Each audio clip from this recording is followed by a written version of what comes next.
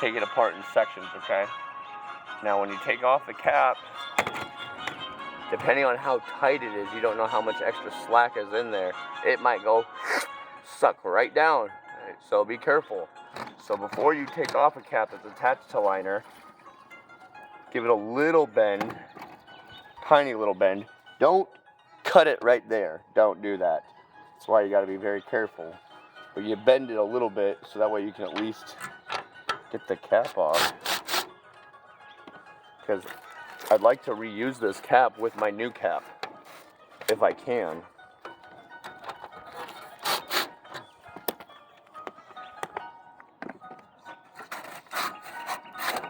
Okay, boom. So now we'll just kind of stick this away where it can't be damaged by any brick. Pick up an updraft, and fly away. Alright. So this is like my little test. I want to see how tight it is. So make sure you got a good grip. Always be using these type of gloves. Atlas gloves with a very thick rubber. This will slice your hand open in moments. It's venting because they have the furnace on. Just so you know, carbon monoxide is the byproduct of your furnaces when they are burning. If it's a gas powered meaning gas burning, it produces CO1.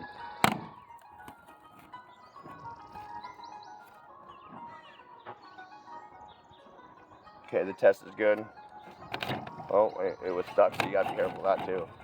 See, okay, so this is cool. And what's good is I can stretch the liner too, because I wanted to build the chimney a little taller too, to make it up to a little better coat. This is perfect. This is absolutely perfect. So now that we got the cap off, we're gonna take this very bad plate off. I might end up using this as a form of a thimble. There's a good chance I'm going to do that, is cut this off so I can maintain the thimble effect. Alright, now you get a first-hand look at what's inside a chimney. Not a lot of people get to see this, but this is what's wrong.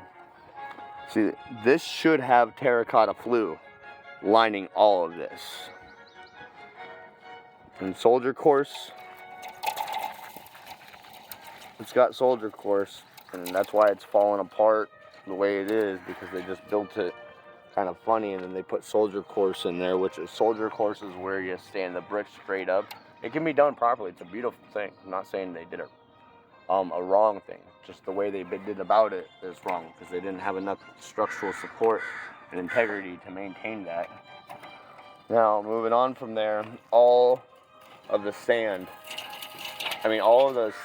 has been completely eroded to just sand. And now this happens a lot with carbon monoxide, because the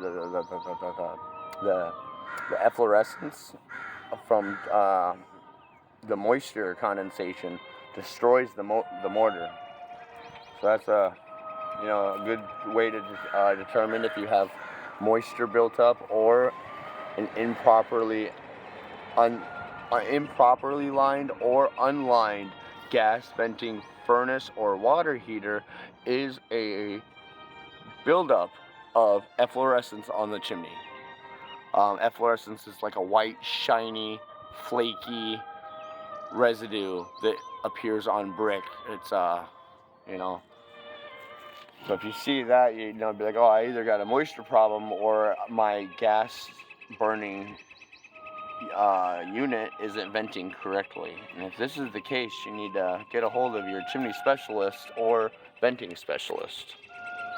So we'll tune in a little bit later, but yeah, this chimney's bad. So as you can see, when it's this bad, you just do this.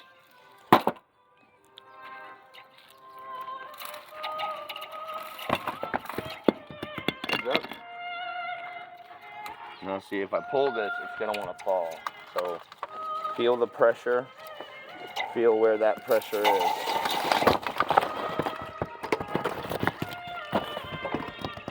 Heads up.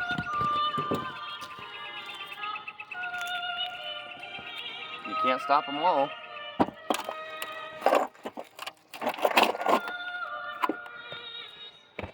Alright, now at this point this is a good time where you would like to just keep going and destroy it all at once, and this is why building a chimney takes so long. I'm not on the ground, I'm on a roof. If one of these bricks falls and tumbles, it's gonna kill somebody.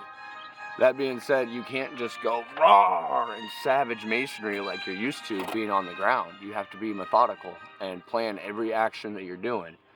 And then once I tear off a little section, now I gotta start cleaning up and make sure that my area is safe and accidents don't happen, because even the slightest little mishap or miscalculation is a liability.